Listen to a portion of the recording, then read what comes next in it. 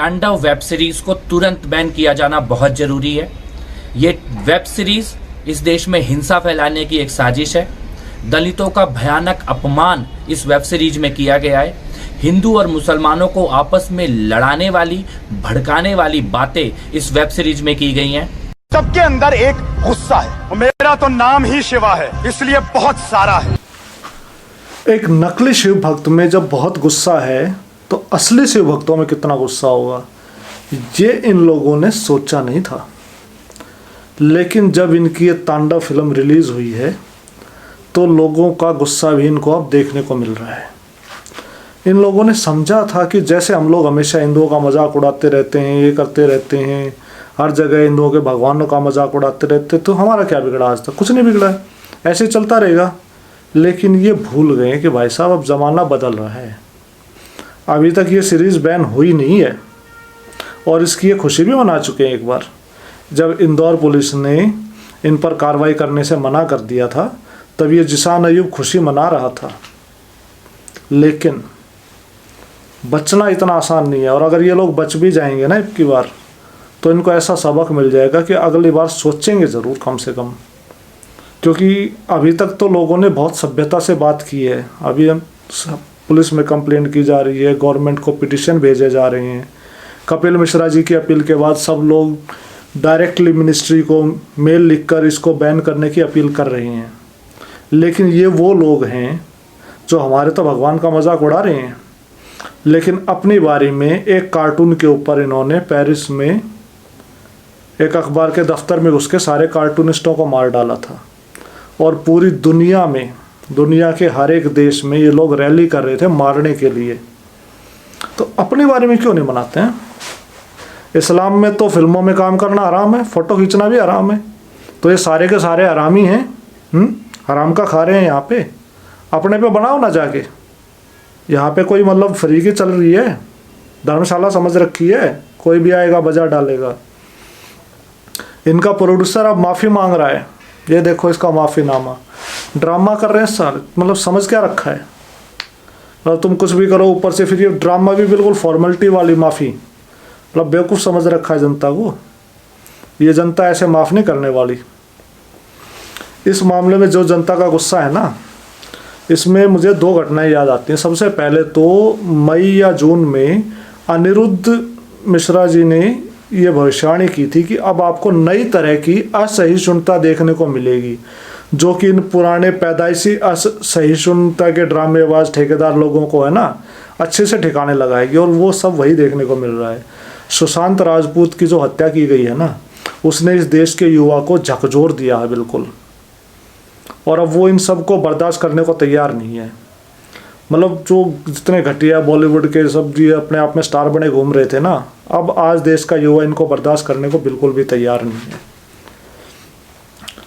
भाई साहब लोग बिल्कुल भरे बैठे हैं। सिर्फ ये है कि किसी तरह से अभी तक, क्योंकि हम बहुत शांतिप्रिय लोग हैं, हम असली में शांतिप्रिय, नाम के शांतिप्रिय नहीं हैं, इसलिए अभी तक सब कुछ कानून के हिसाब से हो रहा है।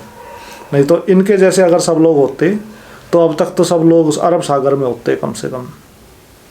खैर, हम तो अपनी बात करेंगे। हम इंसान हैं और सभ्यता में रहने वाले इंसान हैं, हम जंगली जानवर बिल्कुल नहीं हैं।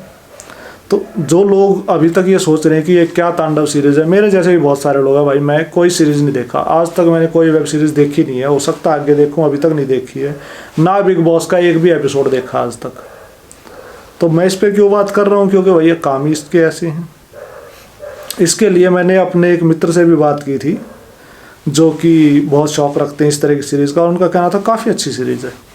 तो उनके भी विचार लिए, और हमारे एक बहुत ही प्यारे Twitter handle James of Bollywood हैं जो कि इनकी अच्छी तरह पोल खोलते हैं, तो उनकी कुछ क्लिपिंग्स मैंने ली हैं जो कि इस वीडियो में आपको एक्सप्लेन करने की कोशिश करूँगा कि मामला क्या है।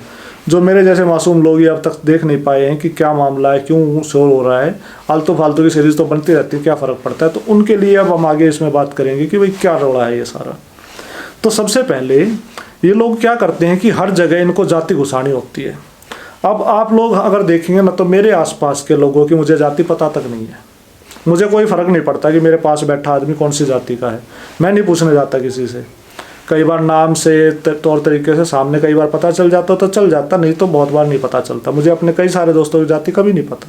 हमें क्या करना है, शादी थोड़ा ही करनी है। जब शादी करेंगे तब जाति पता करनी होती है। जब एक छोटी जात का आदमी एक ऊंची जात की औरत को डेट करता है ना, तो वो बदला ले रहा होता है सदियों के अत्याचारों का, सिर्फ उस एक औरत से। इनके हिसाब से अगर कोई नीची जाति का लड़का ऊंची जाति की लड़की से शादी कर रहा है तो वो हजारों साल की नाइंसाफियों का बदला ले रहा है। मतलब वो दोनों आपस में प्यार नहीं करते। मतलब जो ये हमेशा कहते रहते हैं कि अंतरजातीय विवाह होना चाहिए, प्यार का मामला है, लव जिहाद को भी रोकने पे ये कहते हैं कि प्यार को मत रोको। तो मतलब इनके हिसाब से, लेकिन ये आपको क्या सिखा रहे हैं कि नीचे जाति के लड़कों को जाके उच्च जाति के लड़कियों को फंसाओ, उनसे हमें हजारों साल का बदला लेना है। मतलब ये किस तरह की मानसिकता है, ये क्या दिखाना चाह रहे हैं? मतलब क्या ये चाह रहे हैं कि देश में लोग आपस में मारामारी करने लग जाएं? क्या अब हर ऊंची जाति का कोई भी परिवार है जिसकी लड़की एक दूसरे तथाकथित रूप से नीची जाति, मैं किसी को नीची नहीं मानता, यही लोग हैं जो दलित दलित करते रहते हैं। मैं ना किसी को दलित मानता हूँ ना नीचे मानता हूँ, लेकिन इनकी भाषा में बात करें तो नीची जाति की अगर किसी लड़के से प्यार करते हो तो क्या घर वाले ये सोचेंगे कि क्या ये लड़का इससे प्यार करता है या कोई बदला लेने के इनके फिल्मी ख्यालों के चक्कर में है? मतलब किस तरह का माहौल ये बनाने की कोशिश कर रहे हैं। आप भी बोलेंगे इनके पिताजी थे, जूते टाकते थे, बहुत महीन कारीगर, वेरी हार्ड वर्किंग मैन। अबे हम लोगों ने तुम लोगों पर सालों साल अत्याचार किए ना, उसी की वजह से तुम लोगों को आरक्षण की लाठी मिल गई। उसके बाद हमें भी अपनी छवि ठीक करनी थी। ये सब नहीं हुआ होता, साले तुम्हारी औकात थी हमारे सामने बैठ के बात करने की। ये भाई साहब, हमने भी बहुत साल बहुत कंपनियों में काम किया है। मैं ये बिल्कुल जिम्मेदारी नहीं लेता, मैं कोई उल्टा हवाई दावा नहीं करूँगा कि कहीं पर कोई भेदभाव नहीं है, लेकिन इस तरह के माहौल बहुत ही कम, कहीं एक्सेप्शनल केसेस हो सकते हैं और ये उन एक्सेप्शनल केसेस को उठा के नॉर्मल बनाने की कोशिश कर रहे हैं। लोगों के मन में ज़बरदस्ती एक दूसरे के प्रति गुस्से की भावनाएं भरी जा रही हैं। मतलब इन सीन्स का क्या इफेक्ट ये देना चाह रहे हैं कि उच्च जाति के लोग तो चौड़ा होकर इसकी तरह व्यवहार करें और नीची जाति के लोग गुस्से में भर जाएं कि अब हमें बदला लेना है। मतलब यार, एंटरटेनमेंट के लिए क्यों नहीं बनाते? सीरीज तो एंटरटेनमेंट के लिए बनानी है ना, तो बीच में सारा एजेंडे का पंप घुसेड़ने की क्या जरूरत होती है? भोलेनाथ, प्रभु, ईश्वर, ये राम जी के फॉलोअर दिन भर दिन सोशल मीडिया पे बढ़ते ही जा रहे हैं। मुझे लगता है हमें भी कोई नई सोशल मीडिया स्ट्रैटेजी बना लेनी चाहिए। क्या करूं, नई फोटो लगाऊं? भोलेनाथ, आप बहुत ही भोले। कुछ नया कीजिए, इनफैक्ट कुछ नया ट्वीट कीजिए, कुछ सेंसेशनल, कोई भड़कता हुआ शोला, जैसे कि हाँ, कैंपस के सारे विद्यार्थी देशद्रोही हो गए, आजादी आजादी के नारे लगा रहे। सीधे सीधे बात नहीं कर सकते, लेकिन हर जगह इनको तो एजेंडा घुसेड़ना है ना। इनका मतलब ही यही है, इनका मकसद ही है। इनको एंटरटेनमेंट से कोई मतलब नहीं। आप लोग सोचते हो कि आप एंटरटेनमेंट के लिए सीधे देख रहे हो, लेकिन इनको सिर्फ हर जगह अपना एजेंडा घुसेड़ना है। इनको पैसे उस चीज़ के मिल रहे हैं, ऐसे ही थोड़े ये सब करोड़पति हुए बैठे हैं ऐसे। अब चलते हैं इनके दूसरे ड्रामे पे जो इस पूरी सीरीज में इन्होंने रचा है।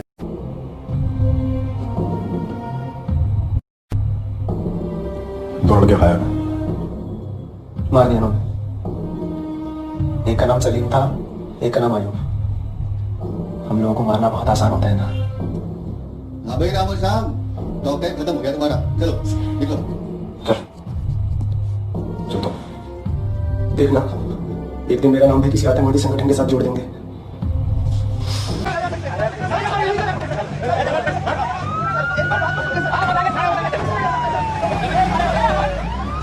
शिवा, वो इमरान को उठा के ले गए। पुलिस आई थी कैंपस में, इमरान को ले गए अपने साथ। क्यों? वो प्रोटेस्ट में किया था शायद, उसकी वजह से। कौन सा प्रोटेस्ट? इमरान के गांव की जमीनें स्पेशल इकोनॉमिक जोन में आ गई हैं। वहाँ सरकार जमीनें खरीद रही है सस्ते में, वो भी जबरदस्ती। कहने को तो हाईवे बनना है, बट एक्चुअली एक केमिकल फैक्ट्री लगनी है। किसान उसके खिलाफ प्रोटेस्ट कर रहे थे। अब ये पुलिस वाले घुसाए लाइट रूम में और उसे आतंकवादी कहने लगे, मारपीट करने लगे और फिर घसीट के ले गए। ऐसे कैसे ले आ सकते उसे? ये इनका हमेशा का ड्रामा है। हमेशा बेचारा मुस्लिम है, उसको टारगेट किया जा रहा है। हम तो मुस्लिम है जी, my name is Khan but I am not terrorist. मतलब ये साबित करने में हमेशा लगे रहते हैं कि मुस्लिम आतंकवादी नहीं है, लेकिन असल में ये ऐसा साबित नहीं कर रहे। ये साबित कर रहे हैं कि मासूम मुस्लिमों को लोग जानबूझ के उठा के ले जा रहे हैं क्योंकि वो मुस्लिम हैं। जबकि यही वो लोग हैं जो कि ओबामा कह रहा हूँ, जो कि ओसामा के बारे में ये लिखते हैं कि वो तो एक अच्छा पिता था। बुरहान वानी एक मासूम बच्चा था जो कि एक स्कूल हेडमास्टर का बेटा था। आतंकवादियों के बारे में ऐसे बात करते हैं। और सीरीज में यहाँ क्या दिखा रहे हैं कि गरीब मासूम बेचारे मुस्लिमों को टारगेट किया जा रहा है, बिना मतलब के उनको उठा के ले जाया जा रहा है। बाटला हाउस एनकाउंटर में भी यही सारी बातें की थी इन्होंने, सच्चाई निकल के सामने आ चुकी है। यही सारी चीज़ें इन्होंने वो की थी जो अहमदाबाद में कौन सी लड़की थी, वो एक मुसलमान सीन की, नीतीश कुमार जिसको बिहार की बेटी कह रहा था मुझे, इशरत जहाँ, उसको भी इतने बहुत दिन ड्रामा किया, बिहार की बेटी, मासूम को मार डाला, कातिल मोदी, खूनी अमित शाह, कितने ड्रामे मचाए। ये हर जगह है ना, मतलब पूरी सीरीज का मकसद ही वही है।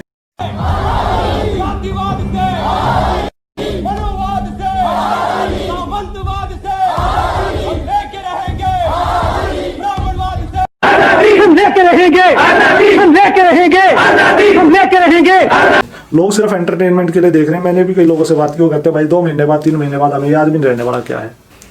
वो अच्छी बात है, लोग इतना ध्यान नहीं देते, उनको अपने काम से मतलब है। लेकिन ये लोग तो फॉर्म भरने में लगे हुए हैं। 2% 4% लोग भी कहीं ना कहीं भटक जाएंगे।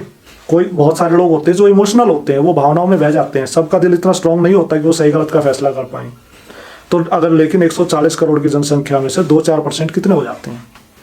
6-7 करोड़। 6-7 करोड़ लोग अगर आपस में लड़ेंगे जाति के नाम पर, धर्म के नाम पर, तो इस देश का क्या होगा? इस देश के युवा का भविष्य क्या होगा? इस देश का युवा चाहता है कि वो अपना काम करे, बढ़िया नौकरी मिले, बढ़िया पैसा कमाए, अपना शानदार घर बनाए, बढ़िया लाइफ एंजॉय करे। लेकिन ये उसको वो काम नहीं करने दे रहे हैं। ये उसको लड़ाने में लगे हुए हैं कि तुम जाति के नाम पे लड़ो, तुम धर्म के नाम पे लड़ो। बदनाम करेंगे मोदी को, योगी को, कपिल मिश्रा को बदनाम करेंगे कि वो धर्म जाति के नाम पे लड़वा रहे, लेकिन असल में ये लोग लड़वा रहे हैं इस घटिया सीरीज के ऊपर। और ये भी एक अपने आप में एक, आप ये कह लो कि ये एक स्टार्टिंग बनेगी, कि एक शुरुआत हो चुकी है। इस तरह की सीरीज पर अब ज़्यादा ध्यान दिया जाएगा, इन पर कार्रवाइयाँ होंगी। अभी हमें जिस तरह की खबरें मुझे अपने सूत्रों से मिल रही हैं, जो चीज़ें चल रही हैं, इस सीरीज़ को हो सकता है अमेजन से बहुत जल्दी हटाया जाएगा। इसके ऊपर मिनिस्ट्री भी एक्शन लेने के मूड में दिख रही है अभी तक तो। बाकी तो सब तरह के दलाल सब जगह घुसे हुए हैं और देखते हैं। अभी तो हमें उम्मीद है कि हमारे प्रकाश जावड़ेकर जी कुछ काम करके दिखाएंगे और ऐसी घटिया सीरीज़ को कम से कम हटाया जाए यहाँ पर। और इन लोगों पर ऊपर कुछ कार्रवाई होनी चाहिए। ये देश फालतू का थोड़ा, ये जो सब लोग यहाँ लड़ते भिड़ते रहे, हमें कोई काम धंधा नहीं है क्या? सजग रहो मित्रों, और छोड़ना नहीं है इनका पीछा। सभी जगह सोशल मीडिया पर आप अपने निजी जीवन में आसपास के लोगों को ये संदेश देने की कोशिश कीजिए। अगर ये वीडियो अच्छा लगे तो लाइक कीजिए। अगर ये संदेश आप और लोगों तक भी पहुंचाना चाहते हैं तो उनके साथ वीडियो शेयर कीजिए। इस तरह की राष्ट्र और धर्म से जुड़ी हुई बातें हम अक्सर करते रहते हैं इस चैनल पर। हमारा प्रयास रहता है लोगों को जगाने का, लेकिन नफरत फैलाने का नहीं, लोगों को जगाने का और देश को जोड़ने का। फिर मिलेंगे दोस्तों, नमस्कार।